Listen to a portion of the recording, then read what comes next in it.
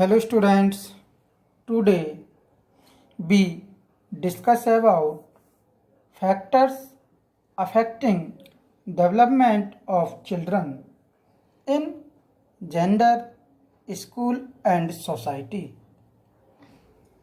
छात्रों, आज हम लिंग, विद्यालय एवं समाज विषय के अंतर्गत बालकों के विकास को प्रभावित करने वाले कारक के संबंध में अध्ययन करेंगे।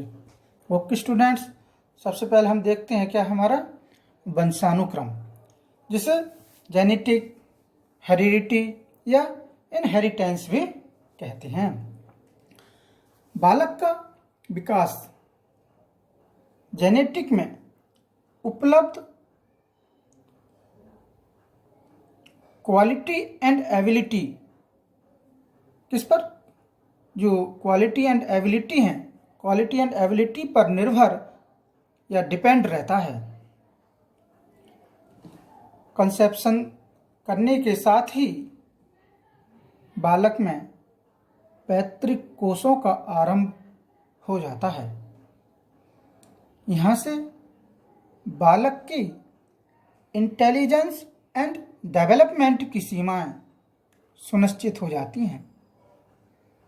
ये पैतृक गुण पीढ़ी दर पीढ़ी हस्तांतरित होते हैं।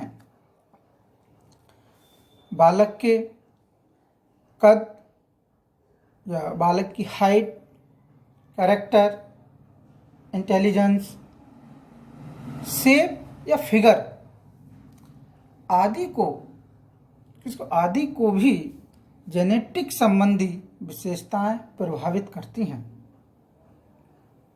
जेनेटिक बालक का डेवलपमेंट सभी पक्षों, फिजिकल, मेंटल एंड इमोशनल आदि को अफेक्टेड करता है। प्रायः देखा जाता है कि स्वस्थ माता पिता के स्वस्थ बच्चे पैदा होते हैं। वुडवर्थ ने भी कहा, वंशानुक्रम बालक के विकास की सीमाएं पहले ही निश्चित कर देता है। ओके स्टूडेंट्स, ठीक है। नेक्स्ट हम देखते हैं वातावरण, क्या, एनवायरनमेंट। एनवायरनमेंट भी कहीं ना कहीं बालक के विकास को प्रभावित करता है। एनवायरनमेंट भी बालक के डेवलपमेंट को प्रभावित करने में महत्वपूर्ण तत्व है। एनवायरनमेंट के प्रभाव के स्वरूप व्यक्ति में अनेक विशेषताओं का डेवलपमेंट होता है। इन्फेंसी से ही सभी प्रकार के विकास पर एनवायरनमेंट जिसमें बालक रहता है, जिस एनवायरनमेंट में बालक रहता है, का प्रभाव पड़ता है। बालक का जीवन दर्शन, स्वरूप, school, society, neighbours and family के प्रभाव के परिणाम स्वरूप ही स्पष्ट होता है। क्लियर है कि गुड एनवायरनमेंट मिलने पर बालक का उचित रूप से विकास पॉसिबल है। यहाँ एनवायरनमेंट से तात्पर्य बालक का फिजिकल एंड सोशल एनवायरनमेंट से है। ओके स्टूडेंट्स, अब हम देखेंगे नेक्स्ट पोषण, न्यूट्रिशन। बालक के नॉर्मल डेवलपमेंट के लिए उपयुक्त अपब्रिंगिंग एंड पौष्टिक डाइट की आवश्यकता होती है। प्रायः ऑल फैमिली में इक्वल रूप से बालकों के फूड पर ध्यान नहीं दिया जाता है। उनमें स्वास्थ्य के लिए आवश्यक चीज़ें है या नहीं। फिजिकल डेवलपमेंट के लिए, किसके लिए? फिजिकल डेवलपमेंट के लिए आयोडीन, कार्बोहाइड्रेट, प्रोटीन, कैल्शियम तथा विटामिन आदि बहुत आवश्यक हैं, जिनके अभाव में बच्चे अनहेल्दी हो जाते हैं। ओके स्टूडेंट्स, नेक्स्ट है हमारा यौनभेद या लैंगिक भेदभाव, सेक्सुअल डिस्क्रिमिनेशन। ओके स्टूडेंट्स,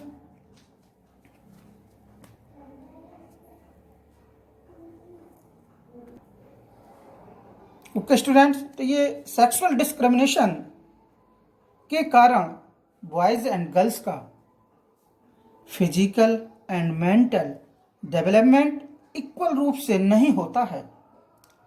जन्म के समय लड़कियों की अपेक्षा लड़कों को ज़्यादा महत्व दिया जाता है। लैंग्वेज डेवलपमेंट भी लड़कियों में अधिक तीव्रता से होता है। फिजिकल डेवलपमेंट की तरह ही मेंटल डेवलपमेंट लड़कियों में कुछ टाइम पहले ही आ जाता है या जल्दी हो जाता है। मैच्योरिटी की एबिलिटी पर भी जेनेटिक एंड एनवायरनमेंट का भी प्रभाव पड़ता है। ओके स्टूडेंट्स, हम देखेंगे व्यक्तिगत विभिन्नता, पर्सनल वेरिएशन। सभी बालकों की एबिलिटी टू थिंक अलग अलग है। डेवलपमेंटल प्रोग्रेस में पर्सनल वेरिएशन देखने को मिलता है। शार्प विट के बालक का इंटेलेक्चुअल डेवलपमेंट तीव्र गति से तथा फीबल माइंडेड बालक का मंद गति से डेवलपमेंट होता है। सोशल डेवलपमेंट के साथ भी ये सत्य है। ओके स्टूडेंट्स, अब हम देखेंगे बुद्धि, इंटेलिजेंस। मनोविज्ञान ने अपने अध्ययनों के आधार पर फिक्स्ड किया है कि इंटेलिजेंट माइंड वाले स्टूडेंट का mental and physical development feeble minded वाले छात्र या स्टूडेंट के फिजिकल एंड मेंटल डेवलपमेंट की अपेक्षा तेज गति से होता है। इंटेलिजेंट माइंड वाले बालक फीबल माइंडेड वाले बालक की अपेक्षा शीघ्र बोलने पर चलने लगते हैं। Okay students, thank you.